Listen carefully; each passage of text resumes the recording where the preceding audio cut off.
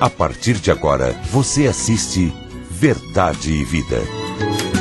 Um programa da Igreja Presbiteriana do Brasil.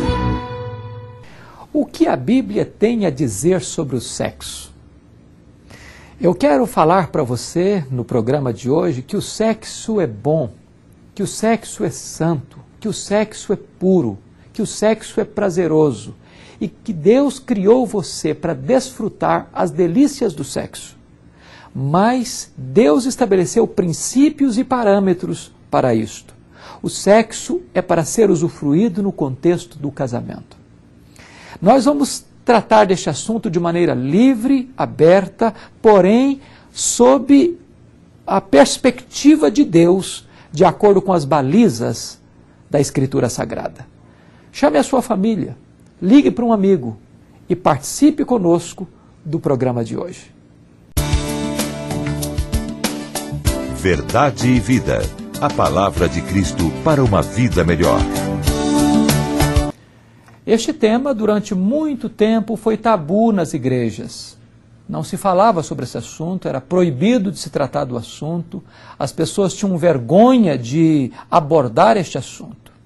Por essa razão, muitas pessoas cresceram com uma visão distorcida, equivocada, acerca deste assunto tão importante, tão relevante para a felicidade do ser humano, e que a palavra de Deus trata com tamanha clareza, com tamanha abertura, sem nenhum preconceito, sem nenhuma reserva, sem nenhum tabu.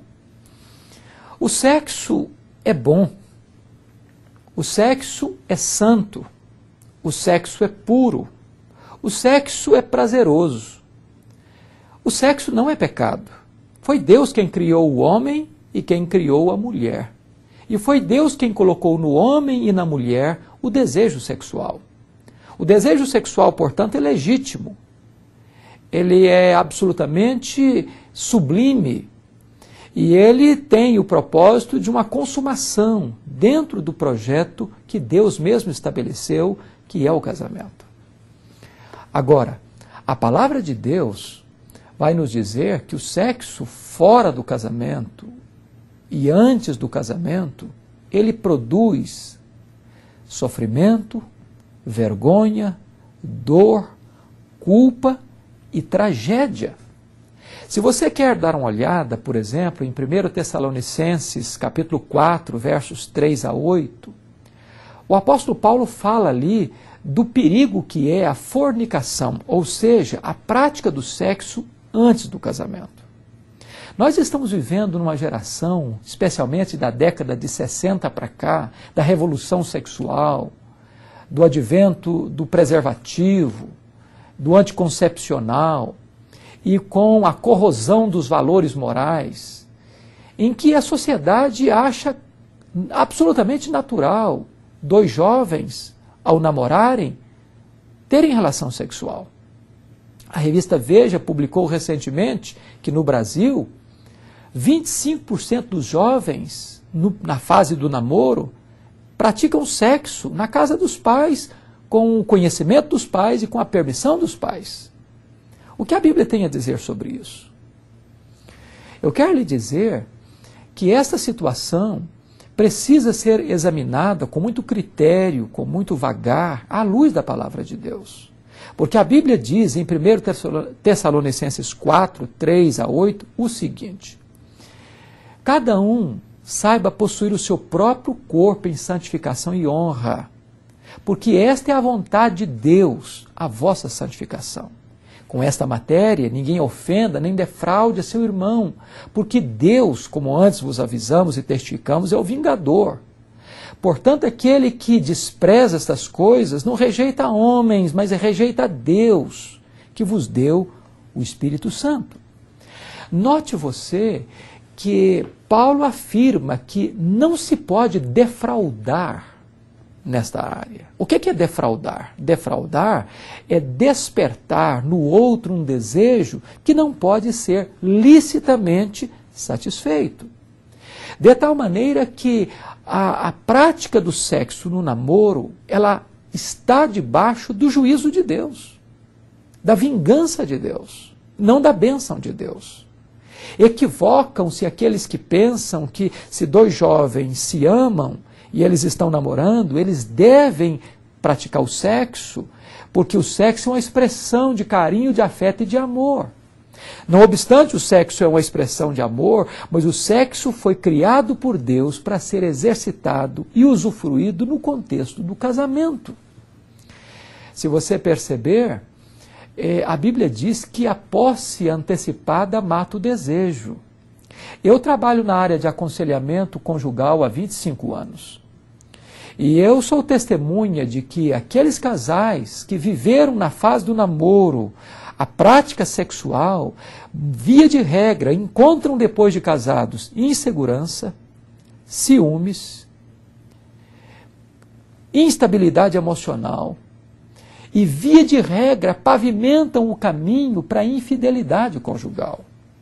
A sociedade contemporânea está doente, enferma, nesta área seríssima da fidelidade. Deixa eu lhe mostrar um fato. No meu livro Casamento, Divórcio e Novo Casamento, eu cito esta estatística do ano 2000, nos Estados Unidos. Pesquisou-se e chegou à conclusão de que 75% dos homens e 63% das mulheres já foram infiéis ao seu cônjuge até a idade dos 40 anos. Isso é um colapso. Essa é uma crise que põe abaixo a estrutura familiar. Porque não há família sólida sem o princípio da fidelidade, daquele princípio de Cantares, eu sou do meu amado e o meu amado é meu. O meu amado é uma fonte reclusa, é um jardim cercado. E por que a infidelidade está tão galopante hoje? Porque esse princípio foi quebrado lá no namoro. A Bíblia é sábia quando diz, por isso deixa o homem seu pai e sua mãe, se une à sua mulher, tornando-se os dois uma só carne. Antes de homem e mulher se unir para formar e para se tornar uma só carne, é preciso deixar pai e mãe. E deixar pai e mãe aqui é a legalização do casamento. É o casamento legal, jurídico, diante das leis constituídas do país. Por isso, se nós queremos uma família bem-aventurada, nós temos que lançar esses alicerces agora, tendo muito cuidado com o namoro. O namoro tem que ser santo, o namoro tem que ser puro, o namoro tem que ser respeitoso. Deixa eu lhe dizer, jovem, se um rapaz cobrar de você amor e prova de amor, querendo que você vá para a cama com ele, esse rapaz, na verdade, é um aproveitador. Isso não é prova de amor. A primeira marca do amor, à luz da palavra de Deus, o amor é paciente, o amor é benigno, o amor não busca os seus próprios interesses, o amor não se conduz inconvenientemente. Então, isso não é prova de amor, isso é prova de aproveitamento, de uma relação apenas instrumental, utilitarista. E mais ainda, se você entrar por esse caminho, você estará debaixo do juízo de Deus e não da bênção de Deus. Mas note mais uma coisa, o sexo fora do casamento, agora não é fornicação, agora é adultério. E Provérbios, capítulo 6, verso 32 diz, aquele que adultera com a mulher está fora de si. Só quem quer arruinar-se é que pratica tal coisa. Veja você quantos lares desfeitos por causa do adultério, quantos filhos machucados por causa do adultério, quantos divórcios traumáticos por causa do adultério, quantos assassinatos passionais por causa do adultério. O adultério é um caminho de morte, diz a Bíblia. Então o sexo fora do casamento não é uma expressão de felicidade, de prazer. Pode lhe dar prazer um minuto. Enquanto você está na volúpia do pecado, no glamour da paixão, pode trazer prazer, mas depois vem a culpa, depois vem a dor, depois vem a vergonha, depois vem a desgraça, depois vem a destruição, depois vem a morte. Este não é o projeto de Deus para a sua vida. A Bíblia diz que Deus criou o sexo não apenas para procriação. Equivocam-se aqueles que pensam que o sexo é só para procriação. Não é verdade isso. Quando você lê Provérbios capítulo 5, você vai ver lá que Deus ordena o homem e a mulher, no contexto bendito do casamento, a desfrutar plenamente deste prazer, bebe das tuas fontes, sacia-te com a mulher da tua mocidade. Ou seja, o sexo pode ser pleno, pode ser abundante, pode ser deleitoso. Agora preste atenção numa coisa. Há uma coisa que ronda por aí, que tem estimulado os casais a entrarem pelo caminho da impureza, da pornografia, da depravação moral, dentro do contexto do casamento. E o que dizem é o seguinte: marido e mulher, porta trancada, vale tudo. E eu tenho acompanhado muitos casais infelizes que chegam ao fundo do poço porque introduziram no leito conjugal algo estranho, da pornografia, da impureza sexual, do vício. E esta relação adoeceu, e esta relação se tornou suja. A Bíblia diz em Hebreus 13:4 o seguinte: digno de honra entre todos seja o matrimônio e o leito sem mácula. Então, muito cuidado para você não introduzir no leito conjugal aquilo que é estranho à beleza, à santidade e à pureza da relação. Mas deixa eu dizer algo maravilhoso para você. A mesma Bíblia que diz que o sexo antes do casamento é pecado, a mesma Bíblia que diz que o sexo fora do casamento é pecado, diz também que o sexo no casamento é uma bênção e que a ausência de sexo no casamento é que é pecado. Preste atenção nisso. O apóstolo Paulo, escrevendo aos Coríntios, capítulo 7, na sua primeira carta, versículos 3 a 5, diz assim: o marido conceda à esposa o que lhe é devido, e semelhantemente a esposa ao seu marido. O marido não tem poder sobre o seu próprio corpo, e sim a mulher. A mulher não tem poder sobre o seu próprio corpo, e sim o marido. E Paulo prossegue: e não vos priveis um ou outro, salvo talvez por mútuo consentimento, para vos dedicardes à oração e novamente vos ajuntardes, para que Satanás não vos tente por causa da incontinência. Note você que Paulo está dizendo que o marido precisa conceder satisfação sexual à esposa e a esposa conceder satisfação sexual ao marido. Paulo também está dizendo que nesta área do sexo não pode existir chantagem. Ou seja, o marido não tem poder sobre o seu corpo, a mulher não tem poder sobre o seu corpo, ou seja, a finalidade e o propósito de Deus no casamento é que o marido atenda às necessidades da esposa e a esposa atenda às necessidades do marido. Lidar com chantagem sexual é um grande risco, porque se você chantagear nesta área, você pode ser a própria vítima. Você pode sofrer as dolorosas consequências disto. Mas agora, preste atenção que Paulo dá uma ordem: não vos priveis um ao outro. Ou seja, marido e mulher não têm o direito de se privarem sexualmente. Não podem, de forma nenhuma, omitir esta área vital da relação conjugal, que é o sexo. Da mesma maneira que a Bíblia proíbe o sexo fora e antes do casamento, a Bíblia ordena o sexo no casamento. O sexo no casamento é uma ordem, é um mandamento, além de ser uma grande bênção.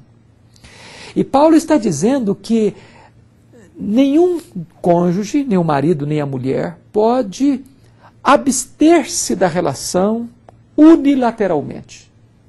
É preciso que, em havendo abstinência, seja por acordo mútuo, seja a permissão de ambos. E Paulo sabiamente diz, também não pode ser por qualquer motivo. Tem que ser por um motivo imperativo, como, por exemplo, dedicar-se à oração. E é a primeira vez que o apóstolo Paulo está dizendo, não fique também toda a vida orando, não. E novamente vos ajuntardes. Sabem por quê? Porque há muitos casais, ou há muitos cônjuges, que brincam com esta área e dão a desculpa de que estão orando, de que estão buscando a Deus. Deixa eu lhe dizer, você pode buscar a Deus, você pode orar, você pode jejuar, mas cumpra com o seu papel de cônjuge no casamento. Não sonegue ao seu cônjuge aquilo que Deus estabeleceu que ele tem direito legítimo no casamento. Sabe por quê? Porque se você não tomar cuidado, vem um perigo maior. Qual é esse perigo? O perigo é o seguinte: para que Satanás não vos tente por causa da incontinência. Se você chantagear o seu cônjuge nesta área do sexo, Satanás vai colocar uma outra pessoa no meio. Vai empurrar uma outra pessoa para esta relação. E daqui a pouquinho o seu cônjuge vai cair e você vai ser corresponsável com esta queda. Você não precisa ter culpa de ter uma vida sexual plena no casamento. Foi Deus quem criou o sexo. É projeto de Deus que você tenha uma vida feliz sexual, uma vida plena, abundante, feliz, mas uma vida santa e pura. O projeto de Deus é que você seja plenamente feliz. Deus preparou um banquete para você e Deus não quer que você passe fome no banquete. Então usufrua aquilo que Deus deu a você. Usufrua plenamente o que Deus deu para você. Porque o sexo foi criado por Deus, o sexo é bom, o sexo é santo, o sexo é puro e o sexo é deleitoso. Faça da sua vida conjugal, faça do seu leito conjugal uma fonte de alegria, de contentamento e de prazer. Faça também da vida conjugal uma celebração ao Deus Criador, ao Deus que criou você para você viver com Ele, para Ele e nele, com toda alegria, com todo o contentamento. O casamento foi instituído para a sua felicidade. Então usufrua este presente de Deus. E certamente Deus há de abençoar você e você há de ser uma bênção para o seu cônjuge e assim o seu casamento vai ser mais feliz, mais agradável, mais saudável e todos vão ganhar com isso. Deus abençoe você e que você tenha um casamento muito abençoado, muito feliz para a glória de Deus. Verdade e Vida, mostrando o caminho do perdão e da vida eterna. Eu sou o caminho, e a verdade, e a vida.